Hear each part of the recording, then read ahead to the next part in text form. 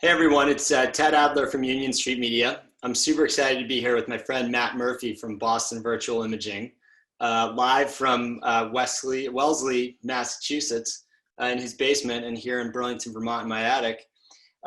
So one of the things that I've always loved about hanging out with you, Matt, is you just bring like great ideas and innovation to the real estate industry. I'd love to get your thoughts on what's been happening around the world of real estate and video over the last 2 months, as pretty much everything has changed. Sure. I'm technically in my garage-ish. Nice. To clarify. All right, fair point, fair point.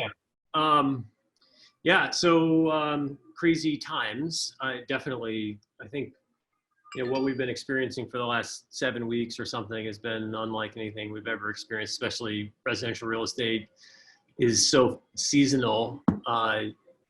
Going through all this change in April and May has been interesting.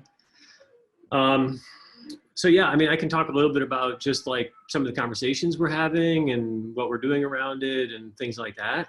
Yeah, no, I mean, I'd love to, as we were sort of talking a little bit before the call, you shared some of the areas, like, so for example, one of the things that I keep saying is like, I would not want to be owning commercial real estate right now, right? Because of, leading into this, like apparently 4% of people work remotely. Like I've read stuff that says, after this, it'll be like 25%. Going remote. And right off the bat, you're like, man, I've been getting so many calls from commercial real estate people. And I was like, you got to be kidding me, right? I'd love to hear about that. So, okay, yeah. And I'll compare like residential versus commercial and like what we're seeing out there. So just first of all, we're a media production company. We do a lot of architectural photography, video production. We do 3D animation, modeling, that kind of thing. We do floor plans on the residential side. So we kind of see this from a few different angles for a few different customer types, I'll say. Residential, I would say more than anything, has been affected by just the drastic drop in the number of listings. If I was selling my house right now, I think it would take a lot to say, all right, I'm going to open the doors here and have people in. And with like market uncertainty, I don't know if people are confident that they're seeing a true market if they're putting their house on right now, but some people are. Like we're certainly seeing activity on the residential side, but nothing like we would normally see in an April or May. And we can talk a little bit about some ways that we're dealing with how we're working right now in that space. Commercial side, to answer your question, is a very different animal, and we've been doing a lot of commercial work for the last 5 or 10 years. So yes, I think there is a lot of thinking right now that, wow, everybody's working from home. What's commercial real estate going to be like? There's a few things that affect how we work in commercial real estate. Number one, a lot of times if somebody's making a purchasing decision in commercial real estate, more likely than not, they're getting on an airplane, right? This is in a big office building in Boston. That is probably not somebody moving from, and maybe it is, but the high likelihood that somebody's getting on an airplane to make a decision about a very big, long lease. Yeah. So that is really creating a need for a lot more visual marketing materials, whether it's video or 360 tours or Matterport, that kind of thing. But also when you think about that industry and what it's looking like from like macroeconomic standpoint, I think, yes, there is a lot of thinking that, wow, people are going to be working from home and what's that going to be looking like. But on the office side, I think coupled with that is you have, you might need more space per person, right? Because for the last 5 or 10 years, you've had, did I lose your audio? No, my coworker, AKA my 6-year-old, is in this room next door making a little too much noise. So I was just trying to mute it to be like, hey, Jack, you have to go downstairs right now. Okay. Sorry, keep rolling. All right, yeah. So for those folks, I mean, it'll be interesting how this all shakes out. I think a lot of it has to do, will depend on how long we're all in this. Yeah. And whatever even an endpoint looks like. But I think, for the last 5 or 10 years, there's been this movement towards fewer walls in offices, more open workspaces, and that will likely, maybe change towards just more square footage per person. Yeah. So like that could balance out the work from home thing. And then on the industrial side, industrial real estate has been the hottest area of real estate for the last few years before coronavirus, just with all this last mile delivery happening and the Amazon effect. And I would say more than ever, if you want to be in real estate, you want to own a logistics property with loading costs. That is the hot market. So you're being asked to go in and film people are like, hey, I need to move my product, and somebody's like, I want to see what the warehouse and distribution center looks like, and then you guys are going in and filming that? Yeah, I mean, that's just one example. So we do residential, we do office, we do industrial. So people are typically coming to us with some sort of a problem, and they're saying, what should we do here? And the answer to that might be, it's often video, sometimes it's photography, it's often photography, it's often 360 tours, sometimes it's Matterport. But yeah, like all those property types we're seeing right now, but I would say certainly more than residential right now, commercial is just making moves in a very meaningful way from, towards this mindset of like, we need a lot of visual content to allow people's heads to be in these spaces and try and get closer to a buying decision. Wow. See, that's so interesting. It's like, part of what's been so, to me, like this whole thing is like things that you think would be intuitive and then counterintuitive. Like I never would have thought or known that had we not spoken. Yeah. It's interesting what you're saying on the residential side from the listing count. So Massachusetts, where you are, in Vermont, where we are, like really put the lockdown on brokers to the point of like you couldn't go into homes, right? Yeah. You couldn't like physically step foot in them for a better part of about a month, right? Yeah. They're not considered essential services. Maine, for example, and New Hampshire were. What we saw, interestingly, we were monitoring listing counts, and the last couple of years, roughly 4,000 listings have come on during the month of April into Narren, right? This month, last month, they were down to 2,750, right? So that's about a 25% drop, give or take. And I suspect that a lot of that was on the Vermont side, because New Hampshire, it was considered an essential service or more of an essential service, and you could do more. But so, I mean, how are you guys like, in your market, right? Someone calls you up and you're like, I want to get a video of, or a virtual tour or something of the house. Like, how are you actually able to do that right now? Yeah. Before I answer that, just anecdotally, in Massachusetts, I was talking with a broker, and I had heard that the drop in listings relative to last year was around 50%. Wow. But just anecdotally, I talked to somebody and they said, no, it's probably like 85%. This was 3 weeks ago. So I think that's changing. I think we're definitely seeing a change in 3 weeks ago. So I don't know what the numbers are. Well, 37% of statistics are made up on the spot too. So there's also that number. Yeah. But it's, it's substantial. So to answer your question, how are we dealing with it? I would say very, very carefully. And we're reevaluating everything pretty much on a weekly basis. At the very beginning of this all started to happen, I would say March 11th. That week is burned into my memory. Yeah. Of because I'm in the business of sending human beings through doors into buildings where there are other human beings, right? Yeah. So for us, we had an all hands on deck week that week. Like, how are we going to do this? What are we doing here? What do we have to do this responsibly? So we've gone through a process.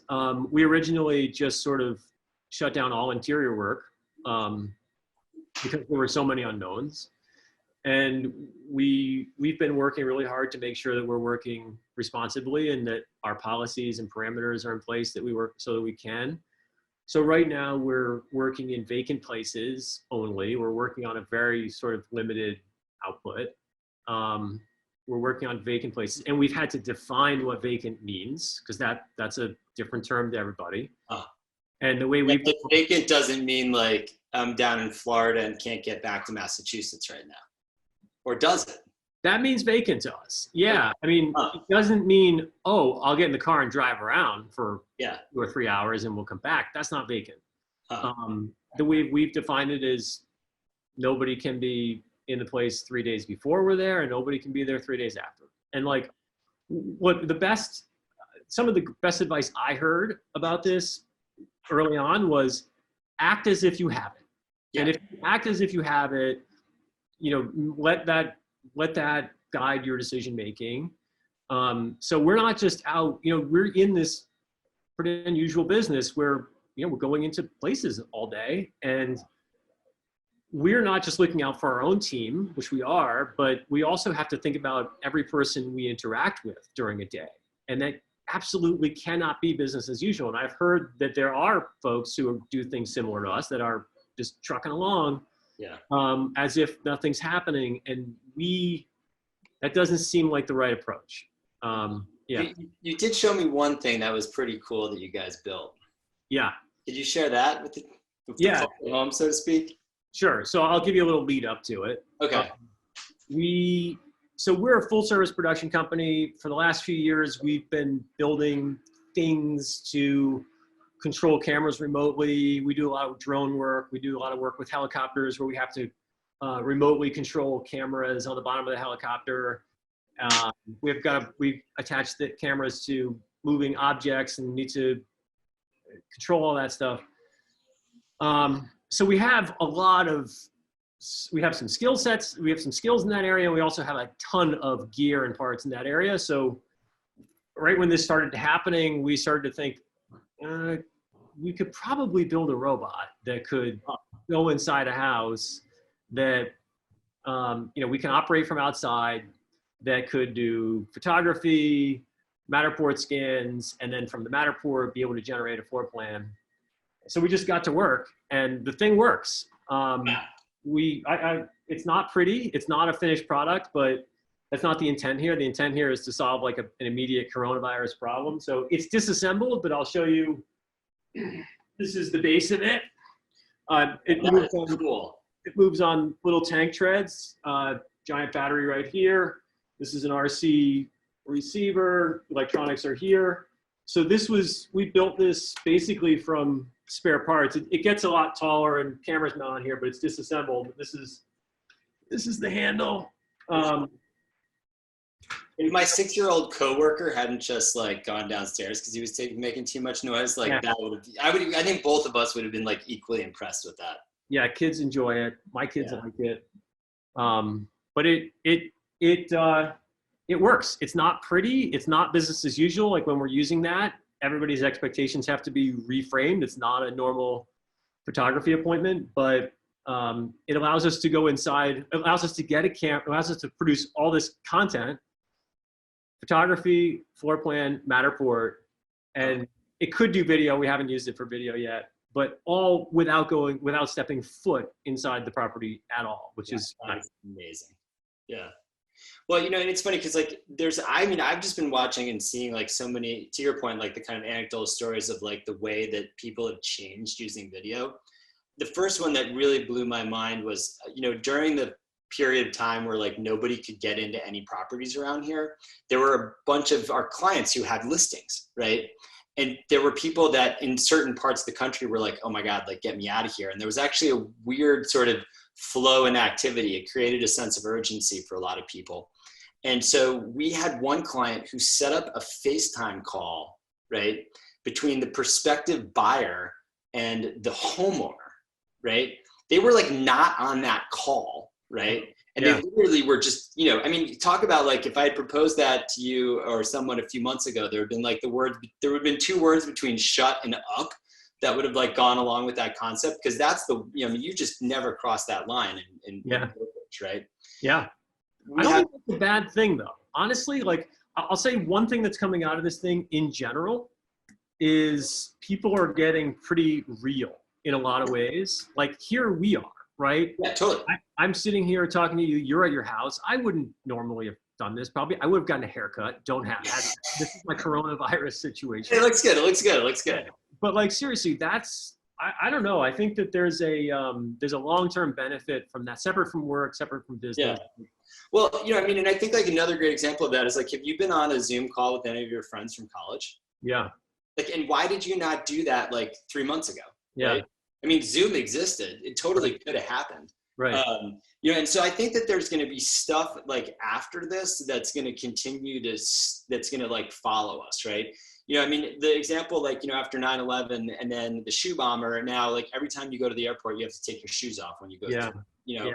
So there's certain things and habits I think that are going to change. But yeah, you're totally right. Like this seems completely normal now. And the other area that I think for us has been a huge change is we had clients where in the past we would have tried to get them on a call like this, right? Forget it. Like they wouldn't turn their camera on. They didn't understand how it worked. We're now having clients sending us invites for Zoom meetings, right? Which is great, And I think that you just have such a different conversation when it's this way, as opposed to on the phone, because my whole thing is like, if it's not on video, it doesn't count. Like I've been saying that for years when it comes to meetings, because I feel like there's a different level of human interaction that you get between that and a telephone call, or like the worst is email. Like I hate email from a communication standpoint because it's toneless, right? You got to put like little emojis in to try to like, keep people to understand what you're talking about. Yeah. One thing too, also that like I've found really interesting is the change in consumption, right? And so like, I'm just going to share my screen for a second and show you this one graph right here, which is like kind of blows my mind.